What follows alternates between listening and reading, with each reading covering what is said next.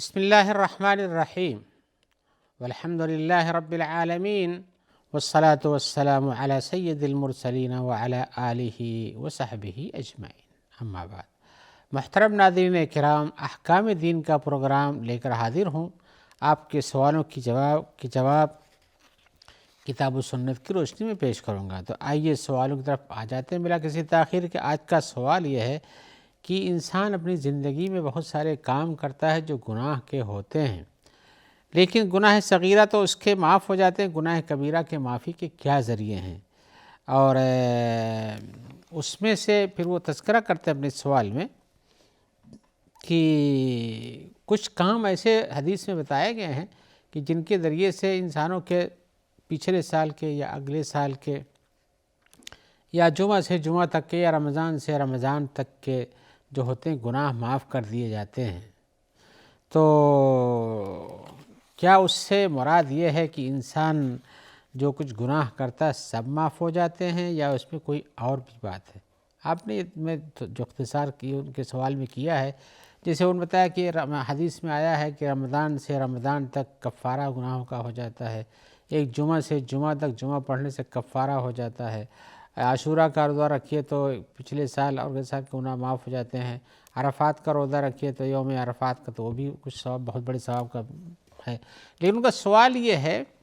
کہ کیا اس سے گناہ کبیرہ بھی معاف ہو جاتے ہیں، یا کہ گناہ کبیرہ معاف نہیں ہوتے ہیں، گناہ صغیرہ ہی معاف ہوتے ہیں؟ تو حقیقت اس مسئلے میں تفسیر ہے، وہ یہ ہے کہ گناہوں کی دو قسم تو آپ بھی جانتے ہیں کہ گناہ کبیرہ بہت بڑے بڑے درجے کے گناہ ہیں، اور گناہ صغیرہ چھوٹے چھوٹے درجے کے گناہ ہیں۔ اب اس مسئلے کو جاننے کے بعد یہ جانیے کہ اگر انسان بڑے بڑے گناہوں کو نہیں کرتا ہے تو چھوٹے گناہ اللہ تعالیٰ اس کے معاف کر دیتے ہیں۔ آئیے ہم آیت سناتے ہیں۔ اللہ تعالیٰ فرمائے ان تجتنبوا کبائر ما تنہون عنہ نکفر عنکم سیئاتکم وندخلکم مدخلا کریما۔ اگر تم جن بڑے بڑے گناہوں سے روکے جاتے ہو اگر اس سے اجتناب کر لو تو ہم تمہارے گناہوں کو کا کفارہ کر دیں گے، یعنی چھوٹے گناہوں کا، وندخلکم مدخلا کریما، اور تم لوگوں کو اچھی جگہ میں پہنچا دیں گے، یعنی جنت میں۔ اللہ تعالیٰ کا اور فرمان ہے والذین یجتنبون کبائر الاثم والفواحش الا اللمم، اور جو لوگ بچتے ہیں بڑے بڑے گناہوں سے اور فواحش کاموں سے، مگر چھوٹی چھوٹی باتیں جو ان سے گناہ کے چھوٹے چھوٹے کام ہو جاتے ہیں، تو گویا کہ بڑے یہ مومنوں کی صفات میں سے کہ بڑے گناہ نہیں کرتے۔ حدیث شریف میں آیا ہوا ہے، جیسا کہ آپ نے بھی اشارہ کیا اپنے سوال میں، الصلوات الخمس والجمعۃ الی الجمعۃ ورمضان الی رمضان مکفرات لما بینہن، کہ پانچوں نمازیں آپس میں ایک نماز سے دوسری نماز تک، دوسری نماز سے تیسری نماز تک، اس طرح سے، اور جمعہ سے جمعہ تک اور رمضان سے دوسرے آنے والے رمضان تک، یہ مکفرات لما بینہن، ان کے درمیان جو گناہ ہو جاتے ہیں ان کا کفارہ کر دیتی ہیں، لیکن شرط بتائی کہ اذا اجتنبت الکبائر، جب کبیرہ گناہوں سے بچ لیا جائے۔ تو یہاں پر یہ شرط بتائی گئی ہے کہ اذا اجتنبت الکبائر، کبیرہ گناہوں سے بچے رہنا ضروری ہے۔ اور جو یہ اعمال ہوتے ہیں انسانوں کے گناہوں کے، ان کے 3 درجات ہیں۔ اس میں سے ایک یہ ہے کہ آپ کے جو اعمال ہوتے ہیں ان کی وجہ سے آپ کے گناہوں کا کفارہ ہو پائے یا نہ ہو پائے۔ کچھ جو ایسے بھی اعمال آپ کے پاس ہیں جس سے صغیرہ گناہ بھی نہیں معاف ہوتے ہیں، اس لیے کہ آپ کا عمل ہی اتنا ضعیف ہے، آپ کے اندر اخلاص ہی نہیں پایا جاتا ہے۔ تو جب اخلاص ہی نہ ہو عمل میں تو نیک عمل بھی بہت کمزور سا ہو جاتا ہے، گویا کہ روٹینی طور پر آپ ادا کر کے چلے جاتے ہیں، اور اس کا کوئی خاص مقصد آپ بھی نہیں سمجھتے، اور اس طرح سے حاصل بھی نہیں ہوتا ہے۔ آپ نے سنا ہوگا کہ حدیث میں آیا ہے کہ آدمی نماز پڑھ کے جاتا ہے، اس کا 10واں درجہ بھی نہیں پاتا ہے، یعنی پہلا دوسرا تیسرا چوتھا چھوڑ دیجیے، 10 درجے تک اس کا کچھ حاصل نہیں ہوتا ہے۔ تو اس طرح سے ہوتا ہے۔ تو آپ جو گویا کہ ایسی دوا کھا رہے ہیں جس کی وجہ سے آپ کی بیماری کا فائدہ کیا ہوگا، کچھ فائدہ نہیں ہوتا ہے۔ تو ایسی صورتحال میں انسان کو یہ سوچنا چاہیے کہ اس کے پاس جو اعمال ہیں ان کی حیثیت بہت چھوٹی سی ہے۔ دوسرے یہ ہے کہ آپ کے اعمال چھوٹے چھوٹے گناہوں کو تو مٹا دیتے ہوں، لیکن بڑے گناہوں میں سے کچھ نہ مٹا سکتے ہوں۔ اعمال کے کچھ درجات ایسے ہیں، اور تیسرا یہ ہے کہ آپ کے اعمال کچھ ایسے جو چھوٹے گناہوں کو بھی مٹا دیتے ہیں، اور ان کے اندر اتنی طاقت ہوتی ہے کہ وہ بڑے گناہوں کو بھی اپنے ساتھ سمیٹ لیتے ہیں، ان کو بھی مٹا دیتے ہیں، ان کے اندر اتنا پاور ہوتا ہے ان اعمال کے اندر۔ تو یہ 3 درجات ہیں۔ اب حدیث میں بتایا گیا کہ کبائر کیا ہیں، ان کو بھی دیکھنا چاہیے۔ حدیث میں آیا کہ ان سے بچنا چاہیے۔ حدیث میں آیا الا انبئکم باکبر الکبائر، کیا میں تمہیں یہ نہیں بتا دوں کہ کبیرہ گناہوں میں سب سے بڑا کیا ہے؟ تو انہوں نے کہا کہ بلا یا رسول اللہ، اللہ کے رسول صلی اللہ علیہ وسلم ضرور بتائیے۔ تو آپ نے کہا الاشراک باللہ، اللہ تبارک و تعالیٰ کے ساتھ اس کی عبادت، الوہیت اور معبودیت پہ کسی کو شریک ٹھہرانا، وعقوق الوالدین، اور والدین کی نافرمانی کرنا، وشہادۃ الزور، اور جھوٹی گواہیاں دینا۔ اور اسی طرح سے حدیث میں آیا ہے کہ 7 ہلاک کر دینے والی چیزوں سے بچو، یعنی اتنی بڑی ہیں کہ وہ آپ کو مٹا سکتی ہیں، آپ کو برباد کر سکتی ہیں، وہ برباد کرنے والی چیزوں سے بچو۔ کیا ہے؟ قیل وما ہن یا رسول اللہ، کہا کہ اللہ کے رسول وہ کیا 7 چیزیں ہیں جو برباد کر دیتی ہیں؟ قال الاشراک باللہ، اللہ کے ساتھ شریک ٹھہرانا کسی کو، والسحر، اور جادو کرنا، وقتل النفس التی حرم اللہ الا بالحق، اور کسی ایسے کو قتل کرنا جس کو اللہ تعالیٰ نے قتل کرنا جائز آپ کے لیے نہیں کیا ہے سوائے اس کے کہ اس کے اوپر قتل واجب ہو جاتا ہو شریعت کے حساب سے، وَأَكْلُ مال الیتیم، اور ماں یتیم کا مال کھا لینا، وَأَكْلُ الربا، اور یہ جو ہے سود کھانا، وَالتَّوَلِّي یوم الزحف، اور جس دن مقابلہ ہو کفار سے اس دن بھاگ جانا، وقذف المحصنات الغافلات المؤمنات، اور مومنہ پاک دامن سیدھی سادھی عورتوں کے اوپر تہمتیں لگا دینا۔ یہ 7 چیزیں آپ نے شمار کرائی، کہا ان سب سے بچو۔ کیا مطلب ہے کہ اجتنبوا السبع، ان 7 ہلاک کر دینے والی چیزوں سے بچو جو برباد کر دیتی ہیں۔ تو اور اسی حدیث میں یہ بھی آیا کہ اللہ تعالیٰ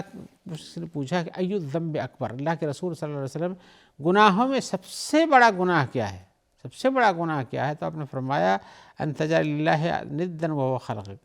تم اپنے اللہ کے لیے کسی اور کو شریک بناؤ جس نے تمہیں پیدا کیا ہے۔ جسے کچھ لوگ کہتے ہیں کہ ہم کو تو فلاں صاحب پیر صاحب نے ہم کو پیدا کیا، ان کی دعا سے، ان کی کرامات سے، ان کی برکات سے ہم جی گئے ہیں، انہوں نے ہمیں پیدا کیا ہے۔ تو یہ بھی ایک شرک کا بہت بڑا درجہ ہے۔ قیل ثم ایون، کہا گیا پھر اس کے بعد درجہ کس کا ہے؟ تو آپ نے فرمایا ان تقتل ولدک مخافۃ ان یتیماک، اپنے بچے کو اس مناسبت سے قتل کر دو کہ زندہ رہے گا تو ہمارے گھر سے کھائے گا اور ہماری روزی میں کمی ہو جائے گی۔ قیل ثم ایون، کہا کہ پھر اس کے بعد بہت بڑا سا گناہ کیا ہے؟ قال ان تزانی حلیلۃ جارک، کہ تم اپنے پڑوس کی عورت سے زنا کرو۔ فانزل اللہ تصدیقہا، اللہ تعالیٰ نے اس کی تصدیق بھی قرآن مجید میں اتاری ہے۔ آپ نے فرمایا پھر رسول اللہ صلی اللہ علیہ وسلم یہ آیت پڑھی، والذین لا یدعون مع اللہ الہا آخر، اور وہ لوگ جو اللہ کے ساتھ کسی اور کو نہیں پکارتے، ولا یقتلون النفس التی حرم اللہ الا بالحق، اور کسی بھی جان کو قتل نہیں کرتے اس کو اللہ نے حرام قرار دیا ہے، ملے کہ اس پر قتل کا حق شرعاً واجب ہو جاتا ہو، ولا یزنون، اور نہ زنا کرتے ہیں، ومن یفعل ذلک یلقی اثاما، جو ایسا کرے گا وہ بہت بڑا گناہ پائے گا۔ تو حدیث میں حقیقتاً ایسے ہی ہے، لیکن میں آتا ہوں سوال کے جواب کی طرف، جس نے پوچھا کہ کیا عاشورہ کا روزہ جو ہے یہ ہمارے چھوٹے گناہوں کے ساتھ بڑے گناہوں کو بھی مٹاتا ہے کہ نہیں؟ تو ہم بتانا چاہتے ہیں کہ عاشورہ کا روزہ یہ کفارہ بنتا ہے پورے سال کے گناہوں کا، اور اسی کے ساتھ ساتھ اور بھی آپ کے پاس ایسے اعمال اس سال کے اندر ہوتے ہیں جو ڈبل کفارہ بنتے ہیں۔ جیسے ایک ہی سال میں عاشورہ بھی ہوتا ہے، اسی سال میں یوم عرفہ کا روزہ بھی آتا ہے۔ تو حدیث میں عاشورہ کے بارے میں کہا گیا کہ اس سے 1 سال کے گناہ معاف ہوتے ہیں، یوم عرفات کے بارے میں بھی کہا گیا کہ اس سے بھی گناہ معاف ہوتے ہیں آپ کے سال بھر کر کے۔ تو ایسی صورت میں یہ ڈبل معاف ہوتے تو کل معاف ہو جائیں گے، لیکن یہ ایسا نہیں ہے، بلکہ یہ ہے کہ آپ کے گناہ معاف ہوتے ہیں سال بھر کے گناہ۔ پھر یہ عرفہ کا روزہ جو ہے اس سے اور مزید آپ کے اگر نہیں گناہ ہیں تو ثواب بڑھ جاتے ہیں، لیکن یہاں ایک بات سوچنا چاہیے، کسی کو یہ سمجھا کہ ہم نے حدیث کے حساب سے جیسے عاشورہ کا روزہ رکھ لیا، عرفات کے دن کا روزہ رکھ لیا تو چلو ہمارے تو سال بھر کے گناہ معاف ہو گیا، رمضان کا روزہ رکھ لیا تو چلو ایک رمضان سے دوسرے رمضان تک کچھ بھی کرو سب فری ہو گیا، ایسا کچھ نہیں ہے۔ بلکہ یہاں تو یہ رمضان سے بڑی چیز اور اسی طرح سے عاشوراء اور عرفہ کے روزے سے بڑی چیز نماز کا پڑھنا ہے۔ نماز کا پڑھنا، جس میں کہا گیا حدیث میں کہ آدمی کا 5 نمازوں کا پڑھنا، جمعہ سے جمعہ تک پڑھنا اور دوسری جمعہ پڑھنا، رمضان کے بعد دوسرے رمضان کو روزہ رکھنا، مکفرات لما بینہن اذا اجتنبت الکبائر، یہ بیچ کی ساری گناہوں کو مٹا دیتی ہیں جب کبیرہ گناہوں سے احتراز کیا جائے۔ اسی طرح سے یہی حکم یوم عاشوراء اور یوم عرفہ کے روزے کا ہوتا ہے کہ جب اس سے بڑی چیزیں تو ان میں شرط لگی ہوئی کہ کبیرہ گناہوں سے بچو، تو ان کے اندر بھی شرط ہے کہ کبیرہ گناہوں سے بچنے پر وہ معاف ہوتے ہیں، اور اس کے علاوہ ایسا نہیں ہے۔ لیکن آپ کے پاس کچھ ایسے نیک کام ہوتے ہیں کبھی کبھی جو بہت مرتبہ ایسا بھی ہوتا ہے کہ چھوٹے گناہ بھی نہیں مٹا سکتے ہوں، اس لیے کہ آپ کے نیکی کے کام میں جس انداز اور جس اخلاص سے آپ نے کیا ہے، اگر اس کے اندر وہ طاقت و قوت آپ پیدا کرتے ہیں اپنے اخلاص کی بنیاد پر، نیک نیتی کی بنیاد پر، تو ٹھیک ہے، اور اگر آپ نے ایسے ہی ادا کر لیا ہے کہ چلو ڈیوٹی پوری کر دی، تو شاید وہ آپ کی ڈیوٹی جیسے پوری کرتے ہیں اسی طرح سے اس کی طاقت و قوت بھی ہو۔ لہذا جو وعیدیں آئی ہوئی ہیں یا جن کے اندر ثواب بیان کیے گئے ہیں، ان سب کے لیے شرطیں بھی ہوتی ہیں، جسے کہا گیا کہ رمضان سے رمضان تک، جمعہ سے جمعہ تک، نمازوں کے درمیان سے دوسری نماز تک یہ گناہوں کو مٹا دے، اللہ کہ جب یہ کہ کبیرہ گناہوں سے بچا جائے، تو ایک شرط لگی ہوئی ہے کبیرہ گناہوں سے بچانے کی۔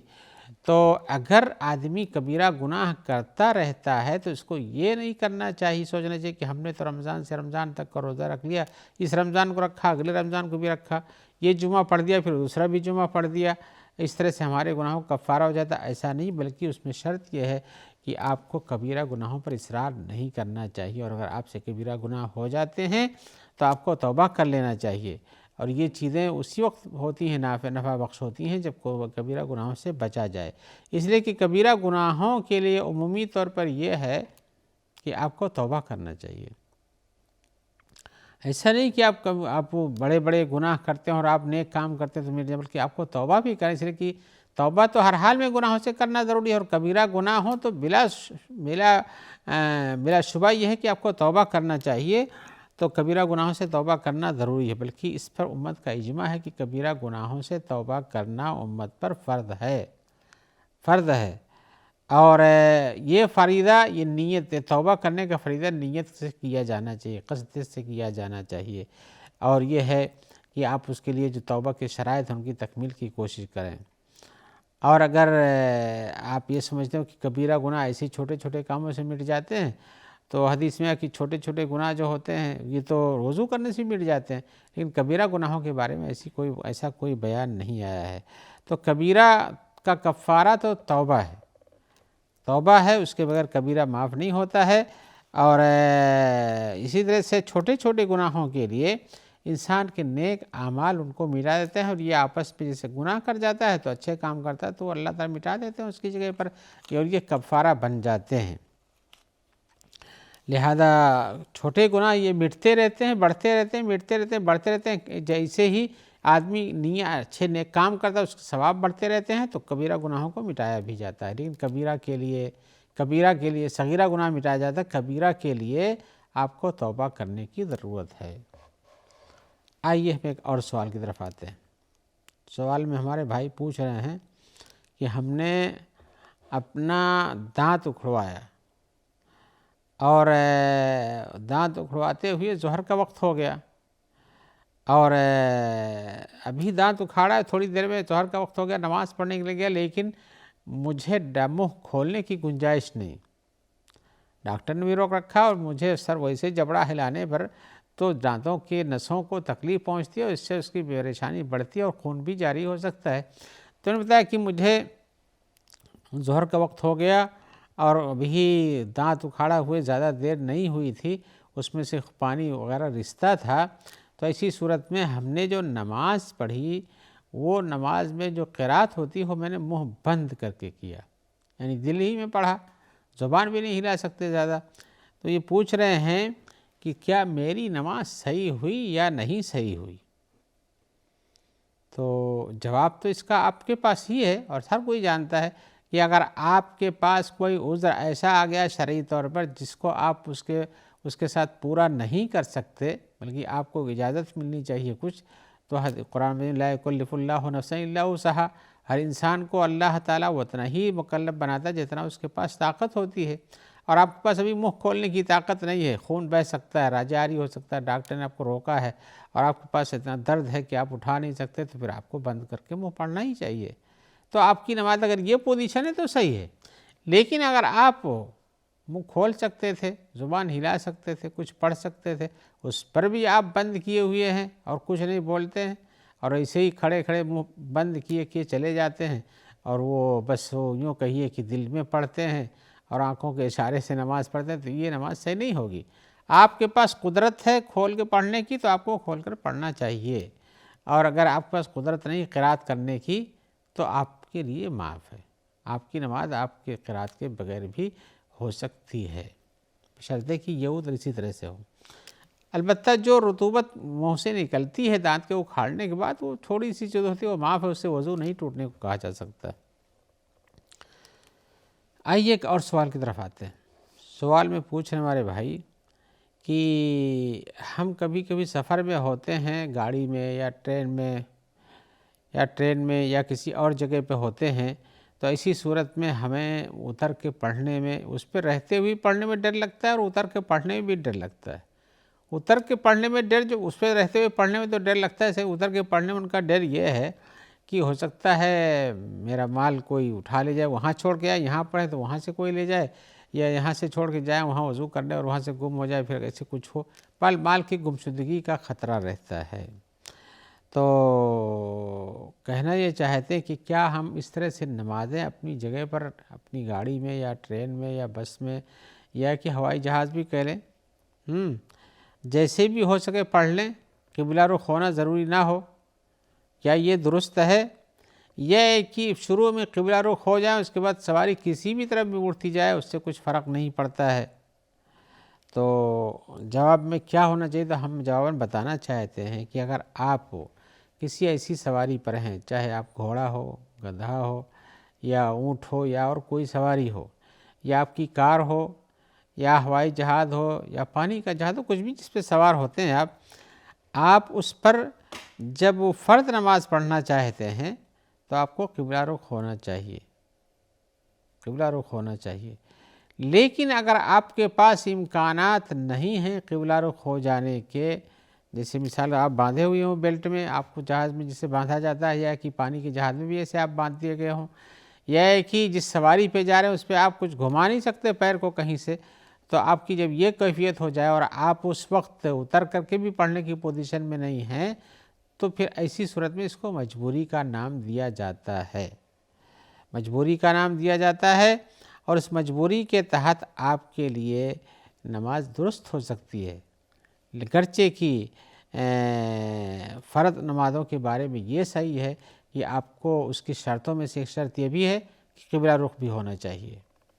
اور آئیے اسی جواب کے ساتھ ہم آپ سے اجازت لیتے ہیں، اور امید کرتے ہیں کہ جلد ملاقات ہوگی انشاءاللہ۔ جب تک کے لیے اجازت دیجیے اور دعا کیجیے سب کو اللہ تعالیٰ خیر سے رکھے۔ والسلام علیکم ورحمۃ اللہ وبرکاتہ۔